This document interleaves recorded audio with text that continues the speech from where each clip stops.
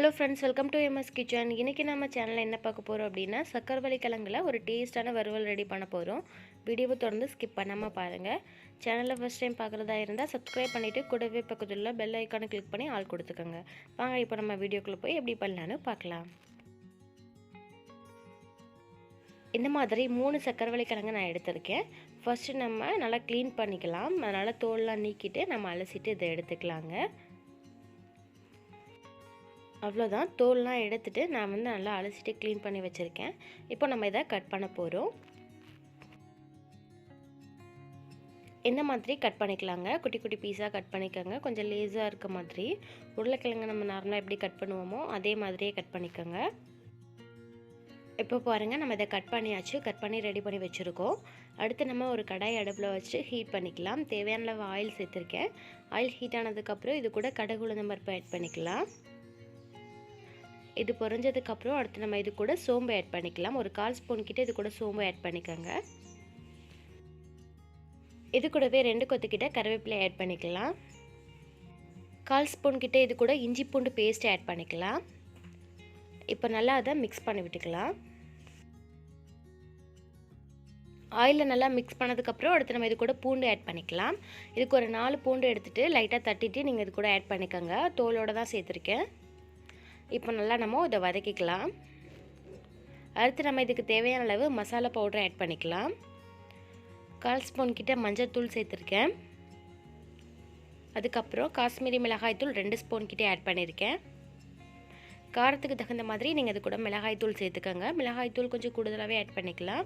ஏன்னா கிழங்கு இனிக்கிறதுனால மிளகாய் தூள் ஆட் பண்ணால் அதோட டேஸ்ட் நல்லாயிருக்கும். இது கூடவே 1/4 ஸ்பூன் கிட்ட கரம் மசாலா ஆட் பண்ணிக்கிறோம். இப்போ இது எல்லாத்தையும் சேர்த்து நல்லா நம்ம இப்போ மிக்ஸ் பண்ணி விட்டுக்கலாம். இப்போ பாருங்கள், இந்த ஆயிலே நல்லா மிக்ஸ் பண்ணியாச்சு. அடுத்து நம்ம ரெடி பண்ணி வச்சுருந்தா கிழங்கு இது கூட ஆட் பண்ணிக்கலாம். கிழங்கு சேர்த்ததுக்கப்புறம் திரும்ப இது எல்லாத்தையும் ஒன்றா மிக்ஸ் பண்ணி விட்டுக்கலாம். இப்போ இதுக்கு தேவையான அளவுக்கிட்ட நம்ம இது கூட உப்பு ஆட் பண்ணிக்கலாம். உப்பு சேர்த்ததுக்கப்புறம் இது எல்லாத்தையும் ஒன்றா மிக்ஸ் பண்ணி விட்டுக்கலாம். மிக்ஸ் பண்ணதுக்கப்புறம் கொஞ்சமாக நம்ம இது கூட தண்ணி ஆட் பண்ணிக்கலாம். தண்ணி சேர்த்து திரும்ப இது எல்லாத்தையும் ஒன்றா மிக்ஸ் பண்ணி விட்டுக்கலாங்க.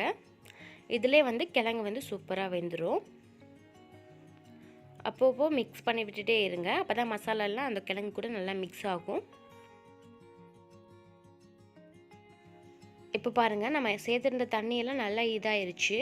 இப்போ இது கூட நல்லா மிக்ஸ் பண்ணியாச்சு. திரும்ப ஒரு மூடி போட்டு கொஞ்சம் நேரம் நம்ம சிம்லேயே வச்சு வேக வைக்கலாம். கொஞ்ச நேரத்துக்கு அப்புறம் இதை ஓப்பன் பண்ணி பார்க்கலாங்க. கிழங்கு சூப்பராக ரெடி ஆகிருக்கும். இப்போ பாருங்கள், நல்லா சூப்பராக ரெடி ஆயிடுச்சு. இப்போ திரும்ப இது எல்லாத்தையும் நல்லா மிக்ஸ் பண்ணி விட்டுட்டே வரலாம்.